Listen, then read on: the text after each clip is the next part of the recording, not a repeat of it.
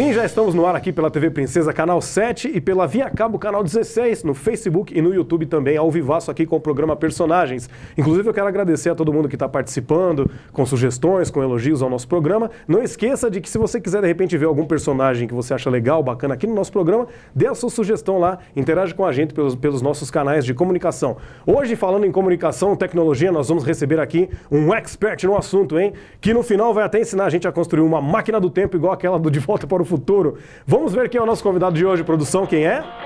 O nosso convidado de hoje é doutor em engenharia de produção, pesquisador de inovação e tecnologia, professor da Unifal, semi-empresário, ex-apresentador da TV Princesa e ex-gordo. É o Hélio Lemes Costa Júnior. Hélio, currículo extenso aqui, hein? Posso repetir? Fica à vontade. Doutor em engenharia de produção, pesquisador de inovação e tecnologia, professor da Unifal, semi-empresário, ex-apresentador da TV Princesa e ex-gordo. O que é isso aqui de ex-gordo? Olha, que você era gordo e não é mais gordo. Exatamente. Bom, primeiro, obrigado pelo convite. Imagina, a gente agradece. Obrigado por estar aqui, é um prazer. Há uns 4 anos atrás, eu fiz uma viagem, eu estava um pouquinho acima do peso, com 150 quilos. E aí, voltando da viagem, eu fui botar as fotos no Facebook, e aí eu só mandei foto da minha esposa, dos amigos e tal, e não mandei nenhuma minha. Aí eu comecei a ficar preocupado. Eu falei, eu tenho uma coisa errada comigo. E aí eu comecei a tomar consciência de que eu não estava satisfeito comigo mesmo, não tinha nenhum problema grave de saúde, tem esse problema que qualquer gordinho tem, colesterol um pouquinho acima e tal, um pouquinho de cansaço, mas eu, por causa desse evento, eu resolvi mudar de vida. E aí comecei a fazer dieta, a fazer academia e perdi 65 quilos nesses últimos 4 anos e agora eu trabalho de manutenção. Né? 65? Você perdeu o Gabriel praticamente. O Gabriel pesa 60 quilos. Pois é. Coisa boa, rapaz. E que negócio é esse de ex-apresentador da TV Princesa? Você também já passou por aqui? Então, há mais ou menos uns 20 anos, eu fui apresentador de um programa chamado Net Dicas, que era apresentado dentro do Jornal Cidade, e que era uma necessidade no momento. Net Dicas eram dicas de internet, né? E era uma necessidade na época, que é uma coisa incrível você falar isso hoje, mas as pessoas não sabiam o que fazer na internet. E a internet era um mistério para muita gente. Então, a gente tinha esse programa no intuito de abrir a cabeça das pessoas para que elas entendessem o potencial, o que tinha para fazer na internet, os sites interessantes em português. E aí, cada semana eu apresentava um site que tivesse algum assunto de interesse da sociedade, ou mesmo de lazer, entretenimento, serviços e tal, e comentando segurança, como é que as pessoas deviam se portar na internet, na etiqueta, né? Como é que você usa um chat, um bate-papo, e-mail. Então eram dicas assim elementares, que hoje em dia, sei lá, obviamente não precisa nada disso, as pessoas aprendem isso naturalmente, né? Acho que elas já nascem sabendo, né? Principalmente os adolescentes. Hoje em dia também já surgem já do berço sabendo, né, tudo isso, mas na época era necessário, então dentro do programa, uma vez por semana, a gente falava de dicas de internet. E aí eu fui apresentador, acho que durante os 2 anos, tem lá vários episódios, alguns trechos, que legal. Tá inclusive bem rechonchudo em alguns vídeos, né, que você pode ver aí, com essas apresentações. Aí depois, por excesso de trabalho meu, e acho que também que o pessoal foi achando que não era mais necessário, né, fazer aquele tipo de apresentação, e acabou desaparecendo, né, o programa. Mas eu tenho muita saudade desse tempo, né, e eu gostava muito de ter contato, as pessoas mandavam e-mail, queriam fazer perguntas, né, sobre as poucas pessoas que tinham e-mail na época, né, que isso foi lá, final dos anos 90, e lembrando que aqui em Varginha, em 96, foi que inaugurou o primeiro provedor de acesso à internet. Então, até 96... ninguém tinha acesso à internet aqui na cidade. Aliás, no Brasil inteiro, né? O Varginha foi uma das primeiras cidades no Brasil a ter um provedor de acesso comercial à internet, uma primeira das cidades fora das capitais, né, a ter um provedor de acesso, que foi a FEPESMIG-NET. E eu, na época, era professor, né, da FEPESMIG e fui o beta tester, um dos primeiros usuários do provedor, porque eles precisavam saber se aquilo ia funcionar ou não, e não tinha muita gente que tinha interesse por usar. Então, me chamaram e eu aceitei ser testador, né, desse provedor. Inclusive, tem um e-mail até hoje, helio@varginha.com.br lá, que é um e-mail das primeiras pessoas lá de uso desse provedor.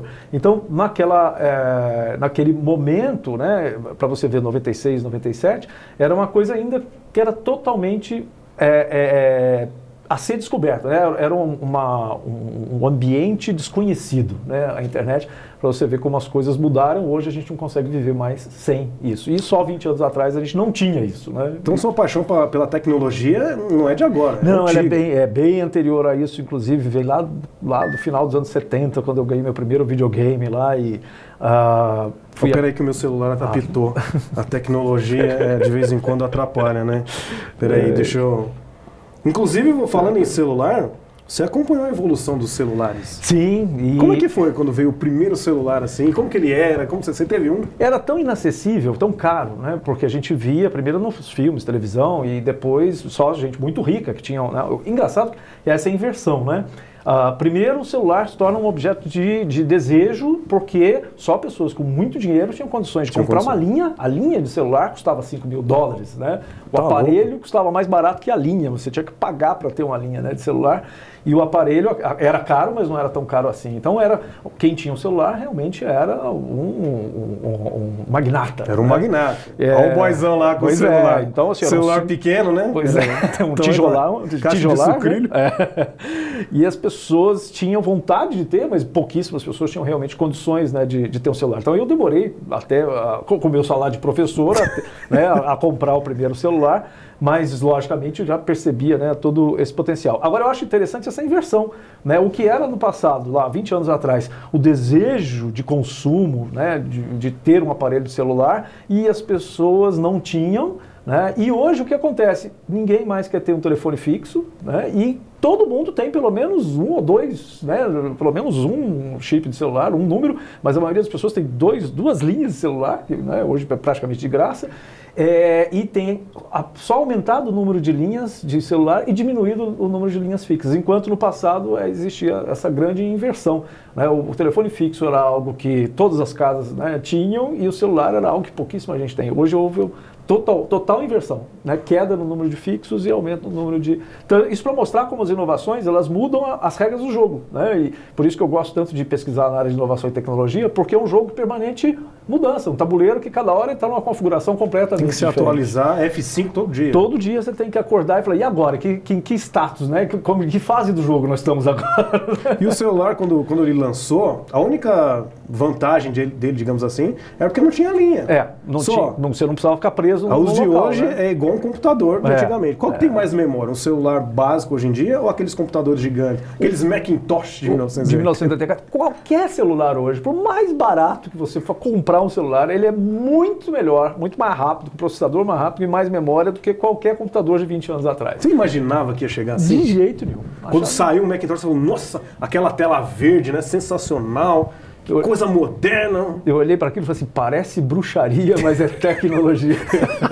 E aquilo também era outra coisa inacessível, porque naquele momento o Macintosh é dos anos 80 e a gente ainda tinha o problema da importação. O computador era proibido importar computador ou qualquer equipamento que tivesse processamento, era proibido de importar no Brasil. E como você fazia para... Você tinha que esperar alguma empresa brasileira lançar o produto no mercado ou usar os executivos de fronteira, né? Que são aqueles conhecidos... Executivos de fronteira. Que de vez em quando eles iam ali, né, nos Hermanos de Assunção, Ciudad del Leste e tal, e aí tentar trazer de maneira criativa, né, escondido em algum lugar, né, um computador, um equipamento eletrônico, um fax, né, que era um aparelho assim também um objeto de desejo, né? A gente comentou agora há pouco sobre aquele filme De Volta para o Futuro, em que eles saem de 1985 e vão até 2015, 30 anos no futuro. Quando eles chegam lá na casa do Martin, lá, uma das inovações tecnológicas é fax por todos os cômodos da casa, assim. Acabou, né? Eu tenho lá alguns. Se alguém quiser doação, está à disposição. Eu não consigo ficar livre da aparelho. Como que uma coisa que nasce como inovação, em pouco tempo ela vira assim, uma coisa arcaica? E assim, eu cheguei a uma das aulas de tecnologia que eu estava dando lá no passado, quando eu fui explicar o que era um aparelho de fax, pouca gente tinha visto um aparelho de fax. As pessoas ouviam falar, mas não conheciam. E aí eu fui explicar a tecnologia. Tem um aparelho de fax, você coloca uma folha aqui, né, e transmite para qualquer lugar do mundo. É caro ainda, porque você lembra, para usar o fax você tinha que usar uma ligação telefônica. Então, pra você mandar um fax de Varginha para Tóquio, você ia pagar uma ligação internacional que custava algumas dezenas de reais, ou talvez centenas, dependendo do horário e da duração da ligação. Então, assim, não era barato nem comprar um fax e nem usar o fax, porque você pagava ligação interurbana, ligação internacional. Mas eu fui explicar o funcionamento disso, né? E aí uma pessoa que estava na sala de aula virou para mim e falou assim, que interessante, né? Você coloca o papel aqui, ele passa pela linha telefônica e vai sair o papel lá do outro lado. Uau, aí alguém do lado deu uma cutucada e falou, ô, idiota, não é o papel, vai só a tinta que vai pelo fio. Eu falei, piorou. Piorou tudo. Esses foram reprovados. Então, porque é para você ver como as coisas eram, parecia bruxaria mesmo, né? Era uma tecnologia avançadíssima para a época, né? Comparado a um momento em que você tinha que comprar um envelope, colocar um papel dentro do envelope, fechar, colar, indo até o correio, pagar uma taxa para colocar qualquer correspondência, né? Era feito um processo que demorava, não era um processo que agora eu estou afim de me comunicar com tal pessoa e isso vai acontecer, como acontece hoje no WhatsApp, né? Comunicação imediata, gratuita, ao redor do mundo, né? Com recursos multimídia, né? A gente tem que lembrar que o fax substituía a carta, né? Ou o telefonema, só que o telefonema era muito caro, então substituir a carta era algo que já era uma transformação fabulosa. Então as pessoas nem entendiam como é que aquilo funcionava, né? Hoje, logicamente, com todo esse caminho de evolução, você não precisa mais ficar explicando para as pessoas como é que funciona o WhatsApp, como é que funciona as redes sociais em geral, porque elas já estão acostumadas a viver num ambiente virtual, já sabem, estão acostumadas com os desenhos, os ícones, elas já sabem o que é salvar, o que é enviar, o que é imprimir. Lá no começo, quando a gente começou a dar aula de tecnologia, de computação, você tinha que explicar para as pessoas que salvar era gravar para você poder usar depois, porque esse termo salvar não fazia parte do linguajar das pessoas, né? Salvar era Jesus salva, né? Deus salva a rainha. Onde já se viu o Windows salvar? Pois que absurdo, salvar. Que heresia! Então depois é que as pessoas começaram a colocar no seu dia a dia termos como deletar. Deletar é um termo da tecnologia, da informática. Hoje você deleta os amigos, né? Você bloqueia, né? A gente passa... bloquear é toda hora. Esses caras da TV aqui, eu tô bloqueando. A gente passa a trazer para o nosso linguajar do dia a dia termos que vêm da tecnologia de maneira muito natural, porque uma coisa leva a outra e você não está isolado, né, de todas essas inovações que vão tomando conta da nossa vida aos poucos.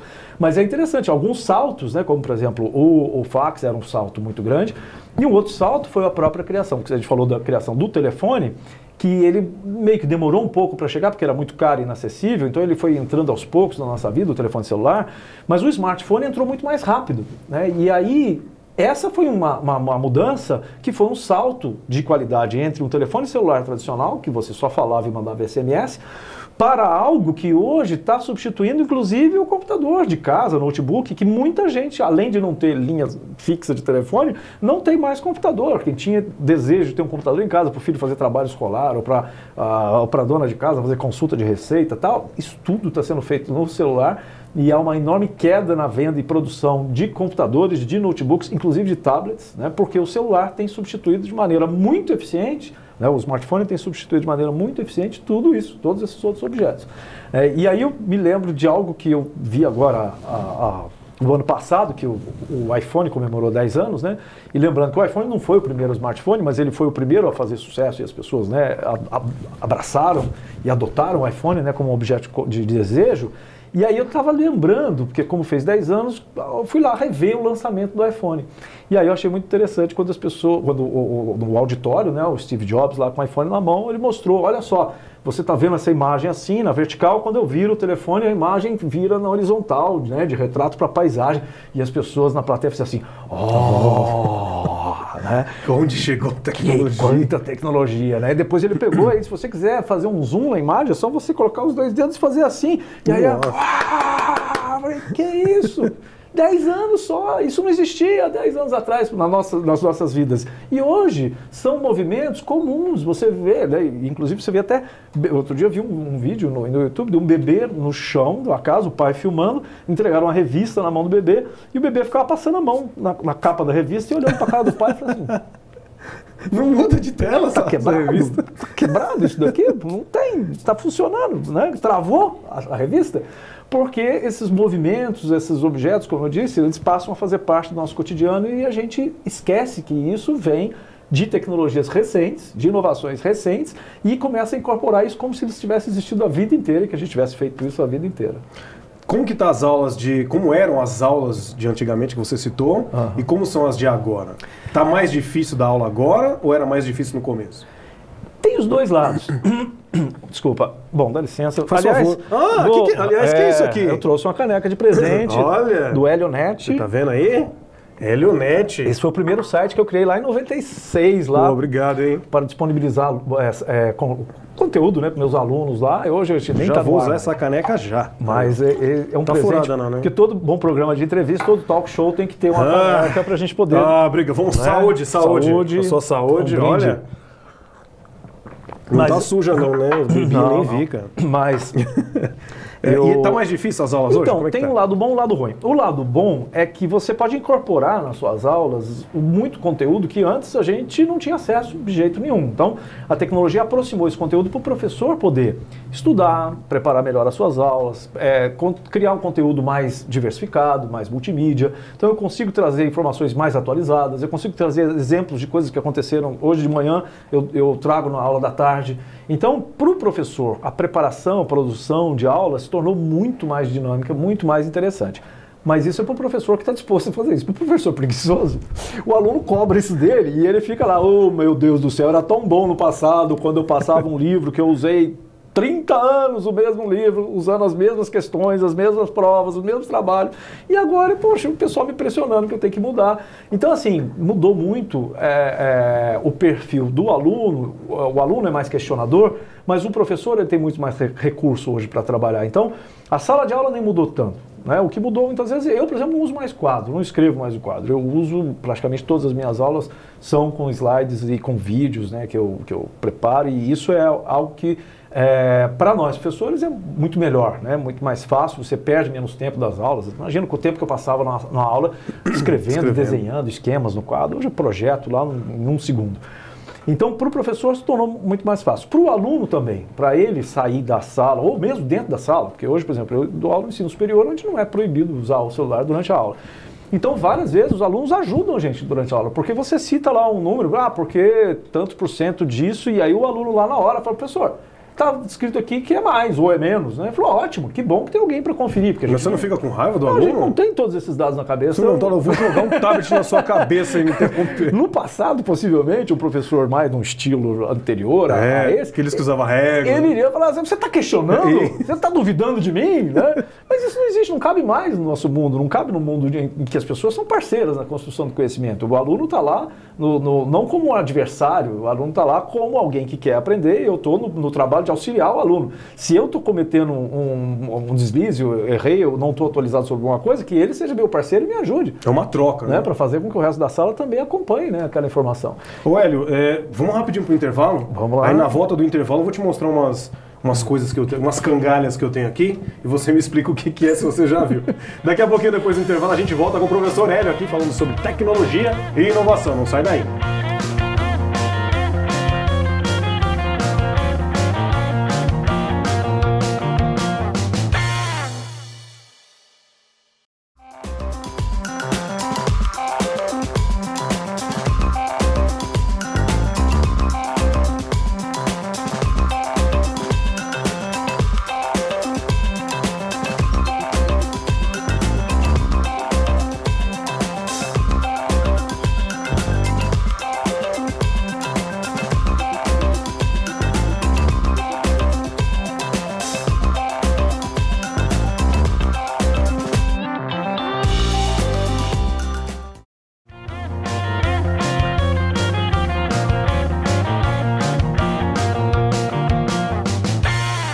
De volta com o professor Hélio aqui, especialista, mestre, doutor, tudo em tecnologia. Ô Hélio, deixa eu te mostrar essa aqui.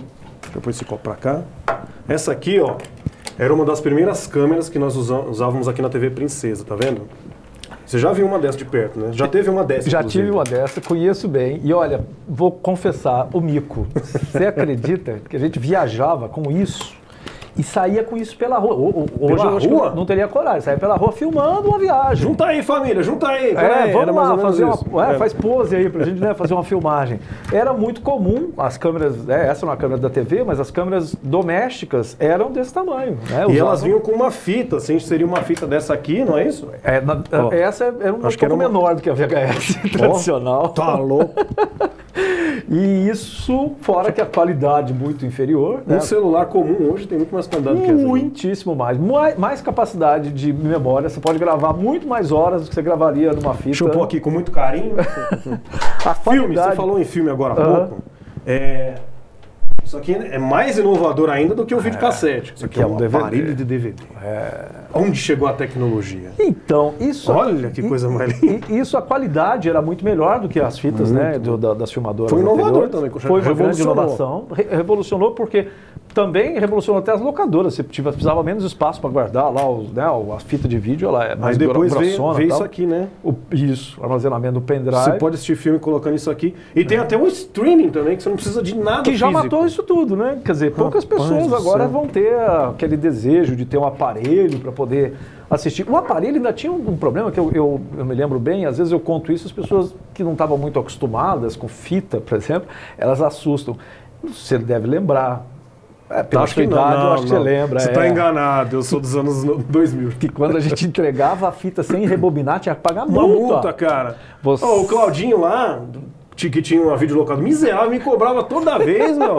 50 centavos, que absurdo. 50 centavos, porque eu denunciei ele. Isso fora quando a gente esquecia de devolver, ou caía atrás do sofá, né? Porque você pegava a fita, levava, assistia, aí caía atrás do sofá, era comum, e aí você deixava e ia entregar 3, 4 dias depois, ou às vezes uma semana depois a fita. Já aconteceu de eu estourar a fita. Aí tem que devolver na Miguel.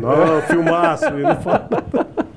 E ter que pagar a multa por atraso. Então, olha quanto incômodo para você ter 2 horas de lazer, você tinha que sair de casa, ir até a locadora, faça chuva, faça sol, chegar lá numa hora boa que não tivesse muito movimento e chegar numa hora que não fosse prestes do final de semana, sexta ou sábado, porque senão o filme que você queria não estava lá. Então você tinha aqui no começo da semana, mais ou menos, que não é o dia que você está muito livre, não tem muito tempo livre para ver filme, aí chega lá, tem a sorte de encontrar o filme que você quer assistir, porque tinha poucas cópias do filme, né? E tem essa questão de uma pessoa assiste uma fita ou um DVD, então se 10 pessoas quiserem ver ao mesmo tempo, só se for todo mundo na mesma sala, né? E enquanto que o streaming ele resolve totalmente esse problema em que você não precisa da disponibilidade, ele está disponível para todo mundo, não tem limite de quantidade de pessoas que podem assistir o mesmo filme ao mesmo tempo. Imaginar uma coisa dessa? Quem podia? E isso como diz, é a simplificação da vida, né? E as inovações que simplificam a vida, elas têm toda a chance de dar certo.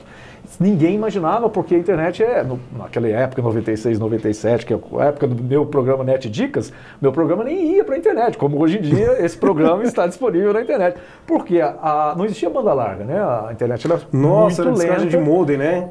E você... E a internet era texto, basicamente texto e algumas figurinhas, alguns gifs animados, desenho, alguma coisa. Olha como muda, né, o nosso perfil, inclusive, de trabalho hoje. Hoje é uma enorme oportunidade de fotógrafos que trabalham exclusivamente com vendas de fotos online. Né? Isso no passado. Foto, que é algo que hoje é corriqueiro. Você transmite pela internet, né, em alguns segundos. Isso lá nos anos 90 era impossível você pensar em vender uma foto online, porque a qualidade, para ela ficar com a qualidade suficiente, primeiro que não existia câmera digital com a qualidade que tem hoje. Você ia ter que escanear, bater a foto, revelar. Lembra que você tinha que revelar? Eu tinha aquelas Love, você lembra da Love? Você tirava assim, e entregava ela ficava e devolvia a foto. Leva lá no Pedro Fotografias aqui, eu falava, Pedro, revela aí. Teve uma época do Pedro Fotografias, as lojas de revelação de filmes, em que não fazia a revelação em 1 hora aqui em Varginha. Então você tinha que esperar uma semana. Uma semana? Você mandava lá e ele mandava para São Paulo, onde ia para o laboratório revelar o filme, para depois você saber o que aconteceu com as fotos que você tirou. Fora um outro detalhe, vamos lembrar um outro detalhe aqui, que é que muitas vezes as fotos já estavam na máquina há alguns meses, porque os filmes você tinha que esperar completar uma quantidade de fotos para mandar revelar. Ou era 24 fotos, ou 36 fotos. E às vezes a pessoa não batia todas as fotos. Você batia lá a foto no aniversário, depois daqui a 6 meses batia uma foto de uma viagem, depois daqui a 3 meses, no mesmo filme. E aí quando acabava o filme, bom, agora vamos mandar revelar, vamos. Aí você leva lá, manda 1 semana em São Paulo para revelar o filme, daqui a 1 semana volta, você abre lá, alguém abriu a câmera, velaram todas as fotos, não saiu nada, nem a foto do aniversário, nem da viagem, né? Ou então às vezes pegava uma foto, mas quem que é essa criança? Esse é o Pedro, tá com 12 anos. Tá correndo por aí. E a gente às vezes não se dá conta. Eu gosto de contar isso para a gente se dar conta, né, que isso não tem 50 anos, isso tem 20 anos. Muito rápido. É muito rápido. E tem, logicamente, que quem nasceu há 20 anos acha que é muito tempo, mas para quem já tem um pouco mais de tempo, né, e aí eu gosto de fazer esse exercício para a gente pensar o seguinte: se há 20 anos atrás a vida era tão diferente e a tecnologia simplificou tanto a vida, quanto ainda tem para simplificar a nossa vida nos próximos 20 anos? Como é que vai ser a nossa vida, né, em 2030? Você acha que em 2000 e daqui 20 anos, 2018, 38? Tô ruim de conta, por isso que eu fiz letra, humanas, porque conta que não é comigo. Você acha que daqui 20 ou 30 anos a máquina do tempo já vai ter sido inventada ou não? Nós estamos trabalhando nisso, lá no porão. Você vai revelar como é que é? Uma outra coisa que eu queria pontuar com você era o seguinte: a tecnologia está tão rápida que às vezes uma coisa que ela é lançada até há menos de 2 ou 3 anos, em pouco tempo, 2 ou 3 anos já vira obsoleta também. Sim. Que é o caso do bip. O bip chegou junto com o celular, mas aí o celular chegou e matou o bip. E a outra coisa era, tinha até anotado aqui, eu perdi, cadê? O próprio Blu-ray. O Blu-ray veio para substituir o DVD. O que aconteceu com o Blu-ray? O Blu-ray tá aí, tem algumas... ninguém mais tem... Quer dizer, não é um objeto de venda em massa, né? As pessoas não buscam, não tem mais loja, né, de DVD, de Blu-ray, nem de CD, obviamente. Você compra eventualmente pela internet, mas é colecionador que gosta de ter aquele box com todos os filmes da série e tal. Aí compram lá o Blu-ray, mas é algo que não é mais um mercado de consumo de massa como foi a fita de VHS. Você quer ver uma coisa que eu achava genial que acabou? Televisão 3D. Nossa, acho tão legal. Você põe um óculos, assiste, mas não vingou. Por que não vingou? Eu fico imaginando, primeiro pelo seguinte... Eu gastei uma fortuna na minha, não acho filme agora. A programação, a falta de programação é um dos fatores, mas a falta de programação também é reflexo da falta de interesse, né? Porque se as pessoas estivessem interessadas, os estúdios seriam lançados. É que, na verdade, por exemplo, você pensa na sala da tua casa, a gente não vê só filme. Você, no mesmo momento que você está vendo um filme, você muda para ver uma novela, para ver um jornal, e a programação inteira não é em 3D. E aí você tem que usar um óculos 3D. E aí, entra o comercial, você tira o óculos. Volta a programação, você coloca o óculos. E aí você entra no jornal, você tira o óculos e coloca o óculos. E não é uma coisa natural. Né? Para quem já usa óculos, tudo bem, você põe o óculos em cima do outro, mas mesmo assim é um trambolho um pouco maior, mais pesado.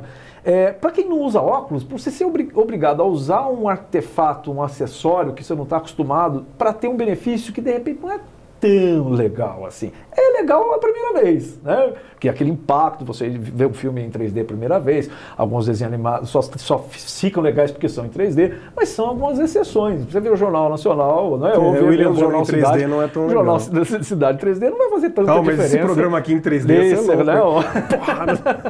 Eu lembrei qual era outra coisa, era a máquina fotográfica digital. Ela veio com uma inovação, durou um ano e meio. Com o mercado de revelação de filmes e depois o celular foi substituída pelo celular. Como que pode? Despertador, você já conhece alguma cabeceira de cama hoje que tem um despertador? Possível, não tem mais. Calculadora, tudo, né? O smartphone ele veio atropelando e matando um monte de coisas, né? Agenda de compromisso, ninguém mais tem. Agenda de telefone, ninguém tem. Todo mundo tá dependente. Tinha agenda eletrônica, você lembra daquilo? As pessoas custavam caríssimo aquilo. Era caro. E você já pensou em ter que carregar um monte de trambolho, né? Ter um monte de bolso?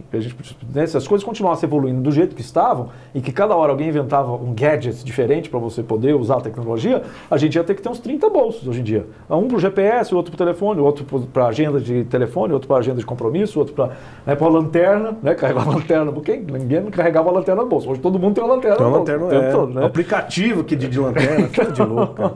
Então as coisas foram mudando e a gente foi ficando, a vida foi ficando mais fácil, né? A gente pode hoje dizer que com um celular eu resolvo quase todos os problemas, né, de trabalho, de financeiros, de educação. Eu aprendo, eu estudo, eu entretenimento, eu arrumo namorada, né, através do telefone. Se eu não quiser sair para ir na balada, né, eu consigo me divertir, conviver com outras pessoas, né, através de redes sociais. Eu consigo encontrar pessoas, né, que eu não via faz tempo. Então, a vida foi sendo simplificada e as coisas foram sendo integradas num aparelho que acabou se transformando num ponto central, né? Outro comentário que eu sempre faço sobre o smartphone, de o quão ele é importante, é só a gente pensar qual o primeiro objeto que você pega na hora que você acorda né, que normalmente é que você vai desligar o seu despertador, que é o seu smartphone, e qual o último objeto que você coloca na cabeceira da cama antes de dormir. Esse é fácil de responder. Às vezes eu acordo de manhã com muita vontade de ir no banheiro, o primeiro objeto que eu pego é o meu chinelo para colocar e ir até o banheiro.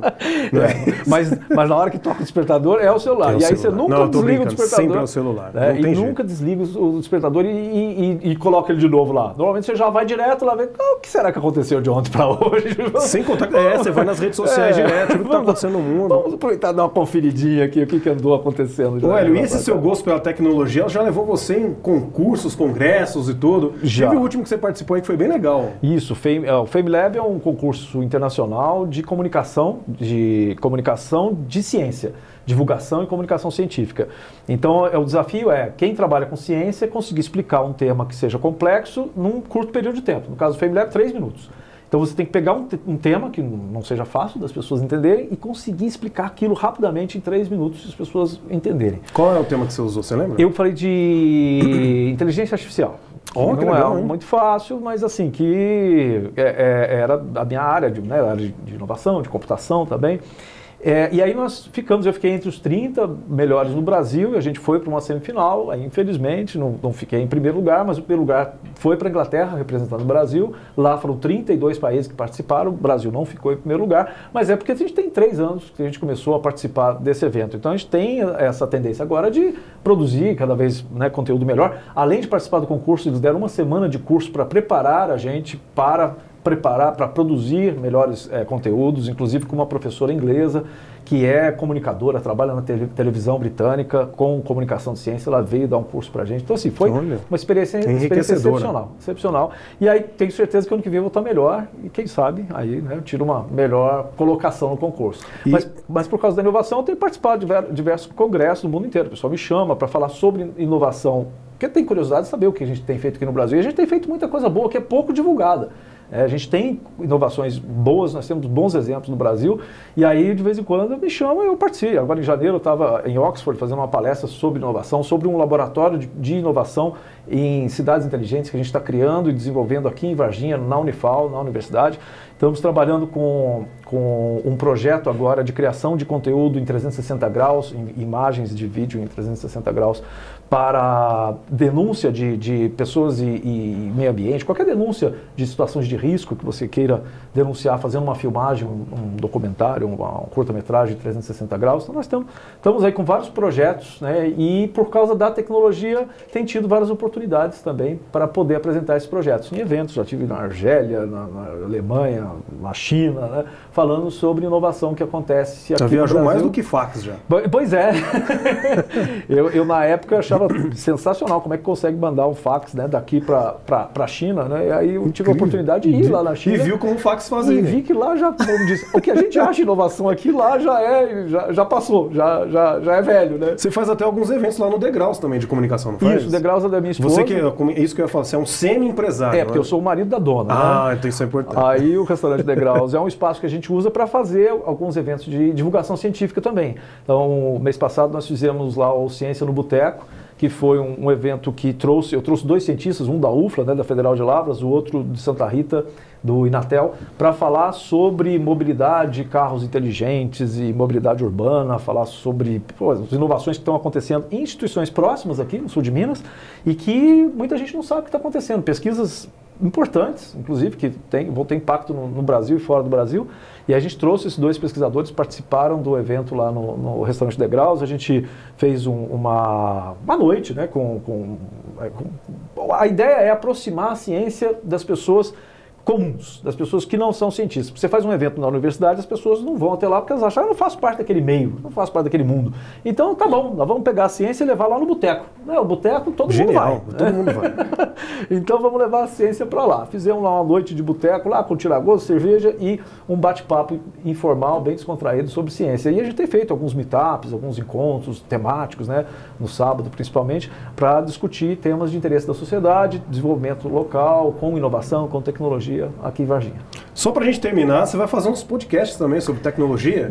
A gente vai lançar agora o primeiro episódio, né, do podcast, que é com professores da área de tecnologia, que têm interesses, né, diversos, né, dentro da área de inovação e tecnologia, e a gente está gravando para divulgar, né, e proximamente já o endereço, né, a ser acessado está aí nos caracteres, no rodapé, para você acessar e ouvir o nosso podcast, que também é uma proposta divertida, descontraída, de tratar de temas que são de interesse geral, mas que podem ser mais interessantes se a gente tratar isso de forma bem-humorada, né, como um passatempo e não como uma aula, né, como um livro que você tenha que ler, como uma obrigação, né, para você aprender mais, mas que seja divertido esse aprendizado.